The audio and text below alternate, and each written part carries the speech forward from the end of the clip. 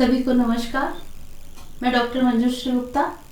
जो टॉपिक आपको आज पढ़ाने जा रही हूँ वह वेलफेयर इकोनॉमिक्स एंड इंट्रोडक्शन या कल्याणकारी अर्थशास्त्र के बारे में आपको बताने जा रही हूँ।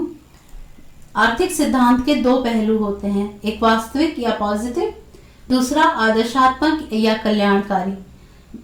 वास्तविक अर्थशास्त्र में हम सिर्फ कारण और परिणाम संबंध की बात करते हैं। जैसे मांग के बढ़ने पर कीमत बढ़ रही है, तो हमने खाली ये बताया कि अर्थव्यवस्था में कीमतें बढ़ रही हैं, ये नहीं बताते हैं कि अर्थव्यवस्था में कीमतों का बढ़ना अच्छा है या नहीं है। तो what is when we say what is and there is only cause and effect relationship, तो हम उसे कहते हैं पॉजिटिव इकोनॉमिक्स या वास्तविक अर्थशास्त्र।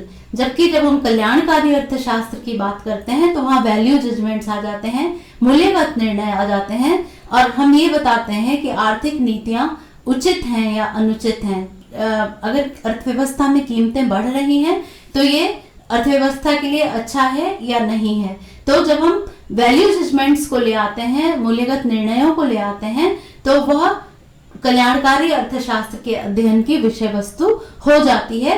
तो व्हाट ऑट टू बी या अर्थव्यवस्था में क्या होना चाहिए, जब हम इस बात का अध्ययन करते हैं तो वो वेलफेयर इकोनॉमिक्स होता है। तो पॉजिटिव इकोनॉमिक्स, जैसे आपने कंज्यूमर बिहेवियर पढ़ा, प्रोड्यूसर्स बिहेवियर पढ़ा, उसके बाद डिस्ट्रीब्यूशन के बारे में पढ़ा और इसके बाद जो है फर्म का और मार्केट इक्विलिब्रियम के बारे में पढ़ा। तो वो सारे पॉजिटिव इकोनॉमिक्स का था। खाली उसमें ये बताया जाता था कि अर्थव्यवस्था में किस तरह का व्यवहार हो रहा है, उसमें यह नहीं बताते थे कि अगर फर्म को हानि हो रही है तो वो उचित है या नहीं है। तो जब हम आर्थिक नीतियों के उचित या अनुचित होने की बात हम करते हैं तो वह कल्याणकारी अर्थशास्त्र की विषय वस्तु हो जाता है। जे बेंथम ने यूटिलिटेरियनिज्म के नाम पर काफी पहले, उपयोगितावाद के नाम पर काफी पहले इसकी नींव रखी थी, लेकिन कल्याणकारी अर्थशास्त्र के रूप में इसका विकास new classical economists Marshall Pigou और बाद में Kaldor, Hicks, Scitovsky, Pareto, Bergson और सैमुअलसन इत्यादि ने इसका जो है विकास किया। फिर जब हम बात करते हैं नवप्रतिष्ठित कल्याणकारी अर्थशास्त्र की या न्यू क्लासिकल वेलफेयर इकोनॉमिक्स की, तो इसमें नाम आता है मार्शल, पीगू और कैनन का।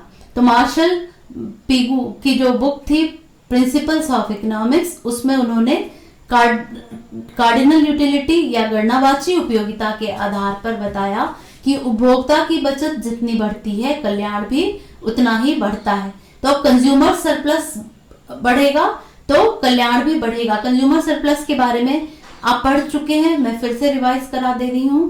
कंज्यूमर सरप्लस की डेफिनेशन होती है किसी वस्तु से वंचित रहने की अपेक्षा उपभोक्ता जो मूल्य देने के लिए तैयार रहता है और तथा जो वास्तव में वह भुगतान करता है उसका अंतर उपभोक्ता की बचत का माप है। यह एक मानसिक स्थिति होती है। जैसे आप गर्मी के दिनों में पानी की स्कार्सिटी हो जाती है तो आप टैंकर मंगाते हैं, उस टैंकर के लिए आप 1000 रुपया देने के लिए तैयार हैं, लेकिन वो जो वास्तव में वो जो लेता है वो 500 रुपए लेता है।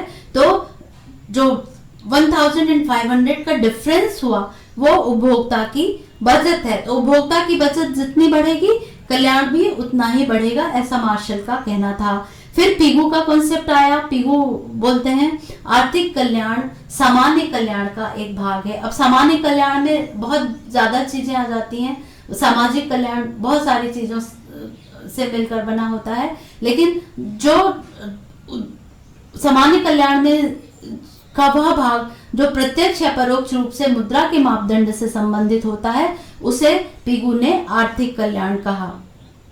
तो मान्यता उसके लिए क्या कही, एक व्यक्ति विभिन्न वस्तुओं और सेवाओं पर किए गए व्यय से अधिकतम संतुष्टि प्राप्त करना चाहता है। दूसरी मान्यता, एक व्यक्ति अपनी संतुष्टि की दूसरों से और स्वयं द्वारा उपभोग की गई वस्तुओं और सेवाओं से प्राप्त संतुष्टि से तुलना कर सकता है। आय पर सीमांत उपयोगिता ह्रास नियम लागू होता है। Law of diminishing marginal utility, आय जैसे जैसे बढ़ेगी उसकी उपयोगिता व्यक्ति के लिए कम होती जाती है, और विभिन्न व्यक्ति समान वास्तविक आय से समान संतुष्टि प्राप्त करते हैं। लोगों की आय अगर समान होगी तो उनकी संतुष्टि का स्तर भी समान होगा। तो इन मान्यताओं के आधार पर पिगू ने बताया कि राष्ट्रीय आय और आर्थिक कल्याण समानार्थी होते हैं। अगर राष्ट्रीय आय बढ़ेगी तो आर्थिक कल्याण भी बढ़ेगा। इसके लिए उन्होंने 2 मानदंड बताए।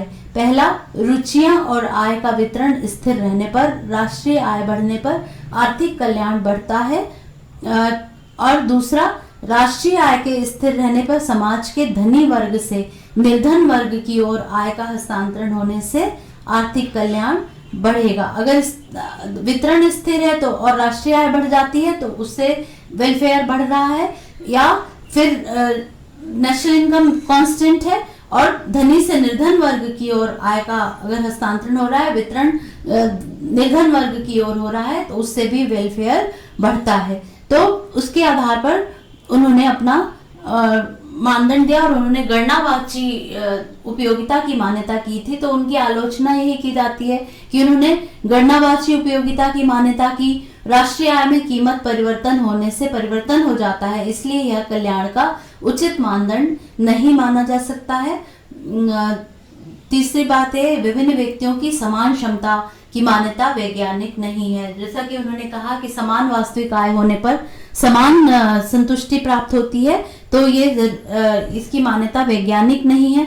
और मुद्रा आर्थिक कल्याण को मापने का उचित मानदंड नहीं होता है, क्योंकि मुद्रा के मूल्य में अपने आप में ही परिवर्तन होता रहता है। तो इस आलोचनाओं के बाद जो पेरेटो का उपयोगिता के क्रमवाचक विचार के आधार पर कल्याणकारी अर्थशास्त्र का विचार प्रस्तुत किया। उनका कहना था, यदि कोई परिवर्तन किसी को हानि नहीं पहुंचाता और कुछ लोगों को पहले से बेहतर बनाता है या और उनकी संतुष्टि को बढ़ाता है, तो यह सुधार है। तो पेरेटो ने एजवर्थ बॉक्स डायग्राम का यूज किया, जिसको कि मैं आगे के वीडियोस में बताऊंगी। मैं बहुत लंबे वीडियो नहीं बता रही हूँ, क्योंकि उसको देखना आपके लिए भारी हो जाता है। तो उन्होंने उपयोगिता के क्रमवाचक विचार को लिया। तो उपयोगिता के कार्डिनल यूटिलिटी का जो कॉन्सेप्ट था उसकी जगह उन्होंने ऑर्डिनल यूटिलिटी दिया। उनका कहना था उपयोगिता की हम गणना नहीं कर सकते हैं, सिर्फ एक क्रम दे सकते हैं कि किसी वस्तु के उपभोग से हमको कम उपयोगिता मिल रही है या ज्यादा उपयोगिता, जो दूसरी वस्तु के तुलना में कम उपयोगिता मिल रही है या ज्यादा उपयोगिता मिल रही है, उसे हम क्रम दे सकते हैं। ये ऑर्डिनल यूटिलिटी का विचार होता है, जिसको पहले के वीडियोस में भी बहुत डिटेल में मैं आपको बता चुकी हूँ। तो उनका फिर ये कहना था, यदि कोई परिवर्तन किसी को हानि नहीं पहुंचाता और कुछ लोगों को पहले से बेहतर बनाता है या उनकी संतुष्टि बढ़ाता है, तो यह एक सुधार है। उसके बाद कार्डोर एंड हिक्स का क्षतिपूर्ति सिद्धांत, ये आपको पीजी लेवल पे पढ़ना होता है।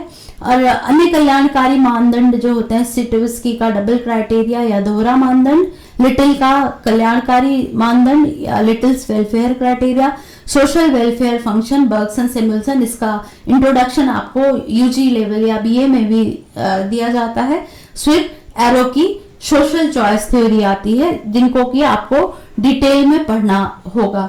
तो ये कल्याणकारी अर्थशास्त्र के अंतर्गत आपका सब्जेक्ट मटेरियल क्या होगा, कौन से सिद्धांत पढ़ना है, Marshall, Pigou, Pareto, Kaldor and Hicks, Scitovsky का डबल क्राइटेरिया, लिटिल का welfare criteria, social welfare function, Bergson और सैमुअल्सन का सोशल चॉइस थ्योरी एरो की आती है। तो ये सिद्धांत आपको वेलफेयर इकोनॉमिक्स के अंतर्गत पढ़ने होंगे।